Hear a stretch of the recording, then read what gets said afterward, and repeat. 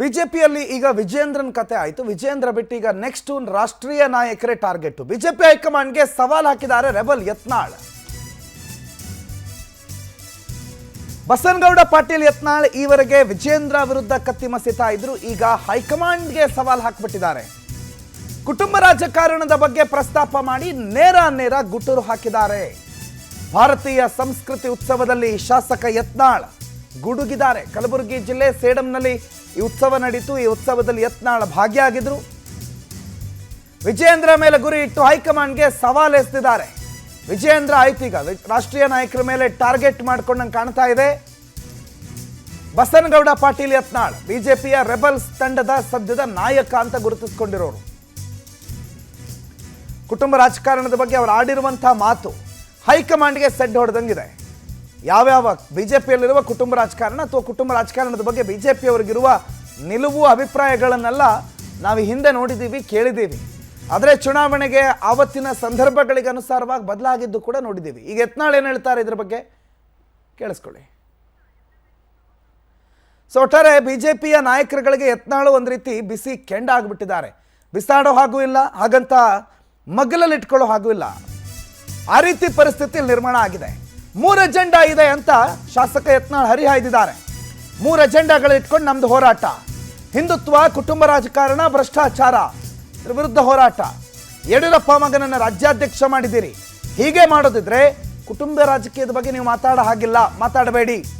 ಕುಟುಂಬ ರಾಜಕಾರಣ, ಭ್ರಷ್ಟಾಚಾರ ಮತ್ತು ಹಿಂದುತ್ವದ ಬಗ್ಗೆ ನೀವು ಮಾತಾಡಬೇಡಿ.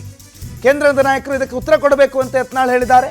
ವಿಜೇಂದ್ರ ಹೋದ್ರೆ 4-5 ದಿನದಲ್ಲೇ ಪಕ್ಷಕ್ಕೆ ಒಳ್ಳೇದಾಗುತ್ತೆ ಅಂತ ಅಂದಿದ್ದಾರೆ. ಕಲಬುರಗಿಯ ಸೇಡಂ ಪಟ್ಟಣದಲ್ಲಿ ಬಸನಗೌಡ ಪಾಟೀಲ್ ಯತ್ನಾಳ್ ಮಾತನಾಡಿದ್ದಾರೆ. ರಾಜ್ಯಾಧ್ಯಕ್ಷ ಚುನಾವಣೆಗೂ ಅಭ್ಯರ್ಥಿ ಹಾಕ್ತೀನಿ ಅಂತಾನೂ ಕೂಡ ಈ ಸಂದರ್ಭದಲ್ಲಿ ಯತ್ನಾಳ್ ಮಾತನಾಡಿದ್ದಾರೆ. ನಮ್ಮ ಬಣದಿಂದ ಜಾತಿವಾರ ಯಾರಿಗೆ ಪಕ್ಷ ಹಿಂದುಳಿದವ್ರು ಮಾಡಿದ್ರೆ ಇವರು, ದಲಿತರು ಮಾಡಿದ್ರೆ ಇವರು, ಲಿಂಗಾಯತರಾದ್ರೆ ಇವರು, ಹಿಂಗೊಂದು ನಾವು ಕೋಷ್ಟಕ್ಕೆ ಹಾಕ್ಕೊಂಡಿವಿ. ಅದ್ರ ಪ್ರಕಾರ ಮಾಡ್ತೀವಿ. ಯಾರತ್ತ ನಾವು ನಾನೇ ತನ ಹೇಳೋದಿಲ್ಲ. ನಮ್ಮ ಜಾತಿ ಸಮೀಕರಣ ಮಾಡಿ ಎಲ್ಲ ಸಮುದಾಯದವ್ರಿಗೆ ಈಗೆಲ್ಲಪ್ಪ ನಾವು SC ಜನಾಂಗದವ್ರು ಮಾಡಬೇಕಾಗೈತೆ ರಾಜ್ಯಾಧ್ಯಕ್ಷ ಅಂದರೆ ಇವ್ರು ಮಾಡಿರಿ. ಲಿಂಗಾಯತರು ಮಾಡಬೇಕಾಗಿತ್ತು ಅಂದ್ರೆ ನಾನೇ ಸ್ಪರ್ಧಿ. ಲಿಂಗಾಯತ ಹಿಂದೂ ಕೋಟಾ ಬೇಕಂದ್ರೆ ಐ ಆಮ್ ರೆಡಿ. ಯಾರು ಬೇಕಾದವ್ರ ವಿರುದ್ಧ ರೆಡಿ. ಪರಂಪರಾ ಕುಟುಂಬ ರಾಜಕಾರಣದಿಂದ BJP ಮುಕ್ತ ಆಗಲಿ, ಅಲ್ಲಿಂದ ಭ್ರಷ್ಟಾಚಾರ ಆರೋಪ ಇರುವಂಥವ್ರು ನೇತೃತ್ವ ಕೊಡಬಾರ್ದು ಅನ್ನೋದು 3 ಪಾಯಿಂಟ್ ಬಿಟ್ಟರೆ, ಅಜೆಂಡಾ ಬಿಟ್ಟರೆ ನಮ್ದು ಏನೂ ಇಲ್ಲ. ಯತ್ನಾಳ್ ರಾಜ್ಯಾಧ್ಯಕ್ಷ ಆಗ್ಬೇಕು ಅನ್ನೋದಿಲ್ಲ, ಯತ್ನಾಳ್ನೇ ಮುಖ್ಯಮಂತ್ರಿ ಅಭ್ಯರ್ಥಿ ಆಗ್ಬೇಕು ಅನ್ನೋದಿಲ್ಲ. ನಾ ಯೋಗ್ಯ ಜನರ ಪ್ರೀತಿ ವಿಶ್ವಾಸ ಇತ್ತಂದ್ರೆ ಮಾಡ್ರಿ. ಆದ್ರೆ ಈ 3 ಪಾಯಿಂಟ್ನಾಗ ಇರಲಾರ್ದಂಥವ್ರು ಆಗಬಾರ್ದು.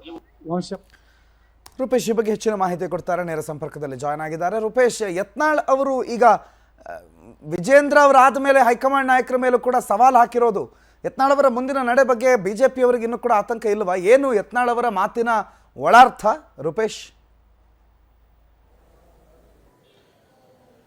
ಪ್ರಣೋತ್, ಯತ್ನಾಳ್ ಅವರು ಯಾರ ಮೇಲೆ ಯಾವ ಕ್ಷಣದಲ್ಲಿ ವಾಗ್ದಾಳಿ ಮಾಡ್ತಾರೆ, ಅದೇ ರೀತಿ ಯಾರು ಟಾರ್ಗೆಟ್ ಮಾಡ್ತಾರೆ ಅಂತ ಹೇಳೋದು ಗೆಸ್ ಮಾಡೋದು ಕಷ್ಟ. ಯಾಕಂತ ಹೇಳಿದ್ರೆ ವಿಜೇಂದ್ರ ವಿರುದ್ಧನೇ ಹೈಕಮಾಂಡ್ ವಿಜೇಂದ್ರ ವಿರುದ್ಧನೇ ಹರಿಯಾಯ್ತಾ. ಅದಾದ ಬಳಿಕವಾಗಿ ಹೈಕಮಾಂಡ್ ನಿಂದ ನೇಮಕವಾಗಿರ್ತಕ್ಕಂಥ ರಾಧಾಮೋಹನ್ ದಾಸ್ ಅಗರ್ವಾಲ್ ಮೇಲೂ ಕೂಡ ಒಂದಿಷ್ಟು ಹರಿಹಾಯ್ದಿದ್ರು. ಹೀಗಾಗಿ ಅವರು ಕರಂತ ಸಭೆಗೆ ಹೋಗೋದಿಲ್ಲ ಅಂತೇಳಿ ಅವ್ರ ವಿರುದ್ಧನೇ ಬಂಡಾಯ ಎದ್ದಿದ್ರು.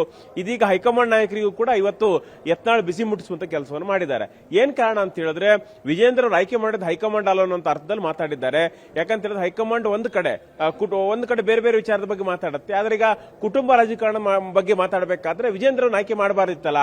ವಿಜೇಂದ್ರವನ್ನು ಆಯ್ಕೆ ಮಾಡಿ ಇಲ್ಲಿ ಕುಟುಂಬ ರಾಜಕಾರಣದ ವಿರುದ್ಧವಾಗಿ ಮಾತಾಡದೆ, ಭ್ರಷ್ಟಾಚಾರದ ವಿರುದ್ಧ ಮಾತಾಡೋದು ಹೇಗೆ ಅಂತೇಳಿ ಈ ಅರ್ಥದಲ್ಲಿ ಯತ್ನಾಳ್ ಅವರು ಮಾತಾಡಿದ್ದಾರೆ. ಈ ಮೂಲಕವಾಗಿ ನಮ್ದು ಕೇವಲ ಯತ್ನಾಳ್ ಅವರು ಟಾರ್ಗೆಟ್ ಅಲ್ಲ, ಹೈಕಮಾಂಡ್ ಬಗ್ಗೆನೂ ಕೂಡ ಒಂದ್ ರೀತಿ ಅಸಮಾಧಾನ ಇದೆ ಅಂತೇಳಿ ಪರೋಕ್ಷವಾಗಿ ಅಸಮಾಧಾನವನ್ನು ಹೊರ ಹಾಕಿದ್ದಾರೆ. ಇಲ್ಲಿ ಕಾರಣ ಇಷ್ಟ ಯಾಕಂತ ಹೇಳಿದ್ರೆ ವಿಜೇಂದ್ರ ಅವರು ಪಕ್ಷದಿಂದ ವಿಜೇಂದ್ರ ಅವ್ರನ್ನ ಕಳಿಸಬೇಕು ಅಥವಾ ಪಕ್ಷದಿಂದ ಅವ್ರನ್ನ ಈಗ ರಾಜ್ಯಾಧ್ಯಕ್ಷತೆಯನ್ನು ಆಯ್ಕೆ ಮಾಡಿದಾರಲ್ಲ ಅಲ್ಲಿಂದ ಕೆಳಗಿಳಿಸಬೇಕು ಅಂತೇಳಿ ಸಾಕಷ್ಟು ಆಗ್ರಹ ಮಾಡ್ತಾ ಬಂದಿದ್ರು. ಅದಾದ ಬಳಿಕ ವಿಜೇಂದ್ರ ವಿರುದ್ಧ ಗುರುತರವಾಗಿರ್ತಕ್ಕಂಥ ಭ್ರಷ್ಟಾಚಾರದ ಆರೋಪವನ್ನು ಮಾಡಿದ್ರು. ಮಾಡಿದ್ರು. ಅದಾದ ಬಳಿಕ ಈಗ ವಿಜೇಂದ್ರ ಅವರ ಭ್ರಷ್ಟಾಚಾರದ ಆರೋಪಗಳು, ಅದೇ ರೀತಿಯಾಗಿ 3 ಅಜೆಂಡಾ ಇಟ್ಕೊಂಡು ಹೋರಾಟ ಮಾಡ್ತಾ ಇದ್ದಾರೆ. ಒಂದು ಹಿಂದುತ್ವಕ್ಕಾಗಿ ನಾವು ಹೋರಾಟ ಮಾಡೋದು ಇದೆ. ಅದಾದ ಬಳಿಕವಾಗಿ ಭ್ರಷ್ಟಾಚಾರದ ವಿರುದ್ಧ ಹೋರಾಟ, ಅದು ಕೂಡ ವಿಜೇಂದ್ರ ಸೇರಿದಂತೆ ಕಾಂಗ್ರೆಸ್ ಭ್ರಷ್ಟಾಚಾರ ವಿರುದ್ಧ ಕೂಡ ಹೋರಾಟ ಮಾಡ್ತಾ ಇದ್ದೇವೆ. ಕುಟುಂಬ ರಾಜಕಾರಣ, ಅದು ಕೂಡ ಯಡಿಯೂರಪ್ಪ ಮತ್ತು ಅವರ ಮಕ್ಕಳೇನು ಕುಟುಂಬ ರಾಜಕಾರಣ ನಡೆಸ್ತಾ ಇದ್ದಾರೆ, ಅದು ವಿರುದ್ಧವಾಗಿರ್ತಕ್ಕಂಥ ಹೋರಾಟ ಅಂತ ಹೇಳಿ ಇವತ್ತು ಅಮ್ಮನ್ನ ಕರೆದುಕೊಂಡಿದ್ದಾರೆ.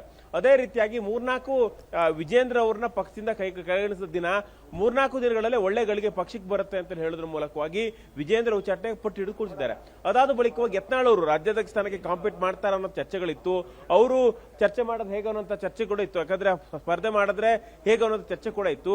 ಇದೀಗ ಲಿಂಗಾಯತ ಕೋಟದಲ್ಲಿ ನಾನು ಪಕ್ಷ ಆರಿಸಿದ್ರೆ ನಾನು ಕೂಡ ಅಭ್ಯರ್ಥಿ ಆಗಬಹುದು, ಅಭ್ಯರ್ಥಿ ಆಗ್ತೇನೆ ಅಂತ ಹೇಳೋದ್ರ ಮೂಲಕವಾಗಿ ಆ ಅಖಾಡ ಕಿಳಿಯುವಂತ ಮನಸ್ಸನ್ನು ಕೂಡ ಯತ್ನಾಳ್ ಅವರು ಮಾಡಿದ್ದಾರೆ. ಈ ಮೂಲಕವಾಗಿ ದೆಹಲಿಗೆ ಈಗ ಈ ರೆಬಲ್ ನಾಯಕ ಯತ್ನಾಳ್ ಅವರು ಹೋಗ್ತಾ ಇದ್ದಾರೆ. ಈ ಸಂದರ್ಭದಲ್ಲಿ ಒಂದಿಷ್ಟು ಬಾಂಬ್ ಸಿಡಿಸಿ ಹೈಕಮಾಂಡ್ ವಿರುದ್ಧ ಅಪರೋಕ್ಷವಾಗಿ ಅಸಮಾಧಾನ ಹೊರಹಾಕ್ತಾ ಹೋಗಿದ್ದಾರೆ. ಹೀಗಾಗಿ ಇದನ್ನ ಹೈಕಮಾಂಡ್ ಯಾವ ರೀತಿ ಸ್ವೀಕರಿಸುತ್ತೆ, ವಿಜೇಂದ್ರ ಅವರನ್ನ ಕೆಳ ಇಳಿಸಲಿ ಯತ್ನಾಳ್ ಸಕ್ಸಸ್ ಆಗ್ತಾರ ಅಂತ ಹೇಳಿ ನೋಡ್ಬೇಕಾಗತ್ತೆ. ಪ್ರಣುತ್, ಥ್ಯಾಂಕ್ ಯು ರೂಪೇಶ್ ಮಾಹಿತಿಗೆ.